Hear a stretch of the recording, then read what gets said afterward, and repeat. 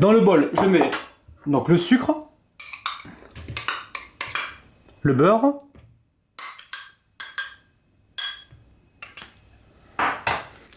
et maintenant je vais crémer tout ça.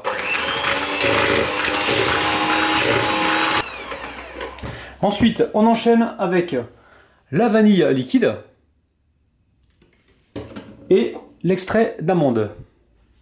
Alors on en met très peu, hein, c'est hyper puissant. Là, je mélange et je continue de fouetter.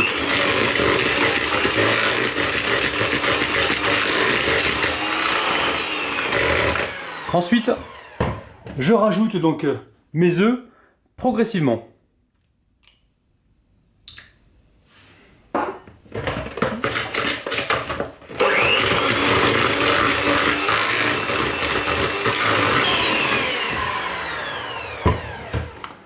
On y met le restant et on continue. Alors ensuite, on verse donc la poudre d'amande en 2 fois. Dans un premier temps, je vais mélanger donc manuellement. Et ensuite, je continue de fouetter.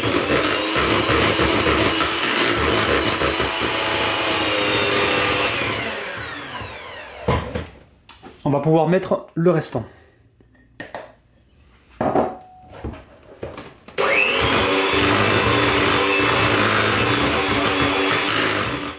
Je vais venir avec une maryse déposer donc la pâte obtenue donc au centre, c'est-à-dire ma crème d'amande. Avec la maryse, je vais venir donc aplatir sans aller vraiment sur les bords. Alors, je peux vous dire que j'ai goûté ça entre temps, c'est super bon. On a vraiment un goût d'amande bien prononcé. Ça va être vraiment exquis à la dégustation. Alors, ensuite, je vais venir donc y insérer l'invité du jour. Je vais humidifier donc les bords de ma pâte pour permettre à la soudure de bien prendre.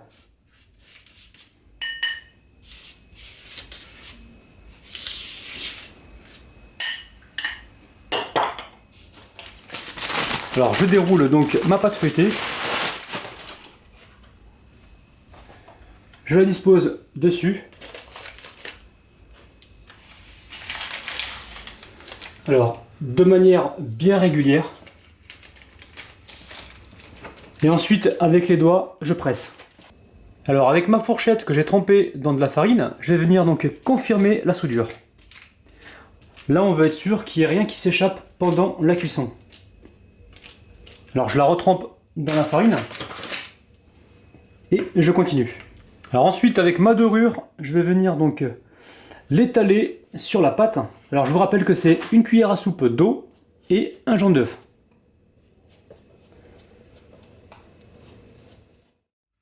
Alors maintenant, je vais faire 3 petits trous pour permettre donc à l'humidité de s'échapper. Ensuite, je vais mettre donc ma galette au frigo pendant à peu près 20 à 30 minutes pour qu'elle se raffermisse correctement avant de l'enfourner. Mon four est toujours en train de préchauffer à 170 degrés. Et à mon avis, on va le cuire environ 40 minutes. C'est toujours à surveiller. Allez, c'est parti pour la cuisson de la galette. Ça y est, la galette est cuite.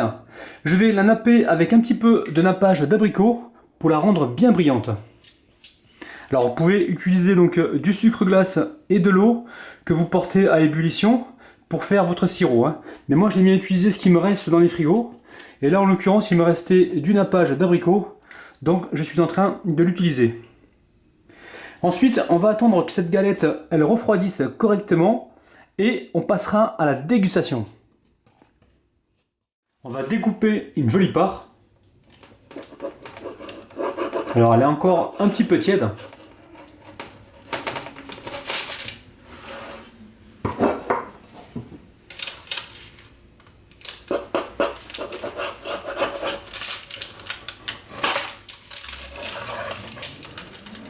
Alors je vous la montre de près.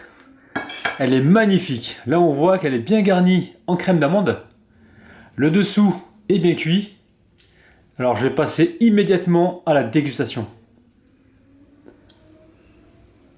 Alors on a une galette qui est bien gourmande. On ressent bien le goût de la vanille et de l'amande. Croyez-moi, cette galette, vous allez vraiment être fiers de l'avoir fait vous-même.